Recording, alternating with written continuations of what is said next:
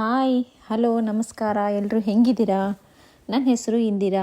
ನಾನು ಬೇಸಿಕಲಿ ಬಂದುಬಿಟ್ಟು ಉತ್ತರ ಕರ್ನಾಟಕದವಳು. ಇವಾಗ ನಾನು ವಿಡಿಯೋ ಮಾಡ್ತಿರೋದು ಅಮೇರಿಕಾದ ಕ್ಯಾಲಿಫೋರ್ನಿಯಾದಿಂದ. ಇದು ನನ್ನ ಹೊಸ ಯೂಟ್ಯೂಬ್ ಚಾನಲ್ಲು, ಮೋಟಿವೇಶ್ನಲ್ ಚಾನಲ್ಲು. ಇದು ಫಸ್ಟ್ ವಿಡಿಯೋ ಅಪ್ಲೋಡ್ ಮಾಡ್ತಿರೋದು. ಸೊ ಈ ವಾರದ ಮೋಟಿವೇಶ್ನಲ್ ಕತೆ ಏನಿದೆ ಅಂತ ನೋಡೋಣ ಬನ್ನಿ. ನನಗಂತೂ ಈ ಕತೆ ತುಂಬ ಮೋಟಿವೇಟ್ ಮಾಡಿದೆ, ನಿಮಗೂ ಮಾಡುತ್ತೆ ಅಂತ ಅಂದ್ಕೊಂಡಿದ್ದೀನಿ. ಸೊ ನೋಡೋಣ ಬನ್ನಿ ಕತೆ. ಕತೆ ಅಂದರೆ ತಪ್ಪಾಗುತ್ತೆ, ಇದು ಒಬ್ಬ ರಿಯಲ್ ಸ್ಟೋರಿ, ಲೈಫ್ ಸ್ಟೋರಿ. ಅವರು ಮತ್ತೆ ಯಾರು ಅಲ್ಲ, ಪ್ಯಾನಾಸೋನಿಕ್ ಕಂಪನಿಯ ಫೌಂಡರ್ ಆದಂಥ ಕೊನೊಸುಕೆ ಮತ್ಸುಶಿತಾ ಅವರ ಯಶೋಗಾಥೆ. ಸೊ ಕೊನೊಸುಕೆ ಮತ್ಸುಶಿತಾ ಅವರು 1894ರಲ್ಲಿ ಜಪಾನಿನ ಒಕಯಾಮ ಪ್ರದೇಶದಲ್ಲಿ ಜನಿಸಿದರು.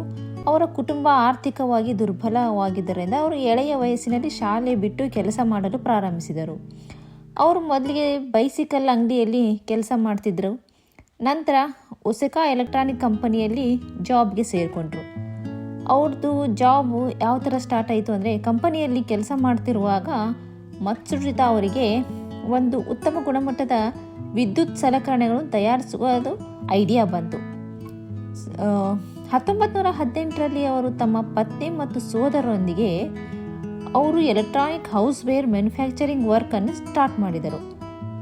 ಆದರೆ ಏನಾಯಿತು ಅಂದರೆ, ಫೈನಾನ್ಷಿಯಲ್ ಪ್ರಾಬ್ಲಮ್, ಆರ್ಥಿಕ ಸಂಕಷ್ಟ, ಆದರೆ ಹಠಮಾರಿತನ, ಅವರಲ್ಲಿ ಇದು ಮಾಡಬೇಕನ್ನೋದು ಹಠಮಾರಿತನ ಇತ್ತು.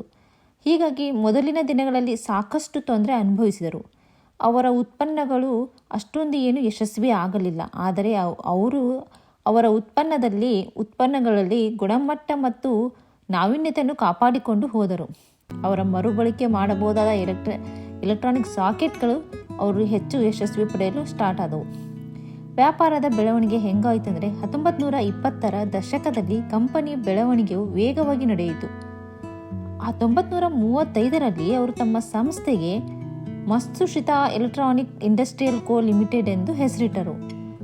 ಅನಂತರ ಅವರು ಹೊಸ ಟೆಕ್ನಾಲಜಿಯನ್ನು ಅಳವಡಿಸಿಕೊಂಡು ತಮ್ಮ ಕಂಪನಿಯನ್ನು ಎಷ್ಟು ಮಟ್ಟಕ್ಕೆ ಮೇಲೆ ತಗೊಂಡು ಹೋದರೆ ಜಾಗತಿಕ ಮಟ್ಟಕ್ಕೆ ಎತ್ತಿದರು.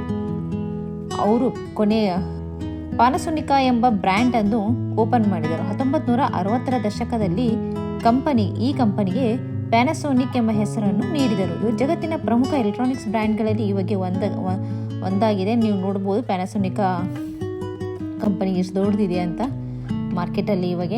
ಓಕೆ ಫ್ರೆಂಡ್ಸ್, ನಮಗೆ ಇದು ಲೈಫ್ ಸ್ಟೋರಿಯಿಂದ ತಿಳಿದು ಬರೋದು ಏನಂದರೆ, ಲೈಫಲ್ಲಿ ನಾವು ಏನಾದರೂ ಒಂದು ದೊಡ್ಡದು ಅಚೀವ್ ಮಾಡಬೇಕು ಅಂದರೆ ಹಾರ್ಡ್ ವರ್ಕ್ ಅಂತೂ ಇರಲೇಬೇಕು. ಹಾರ್ಡ್ ವರ್ಕ್ ಇರಲಾರ್ದೆ ಏನೂ ಆಗೋದಿಲ್ಲ.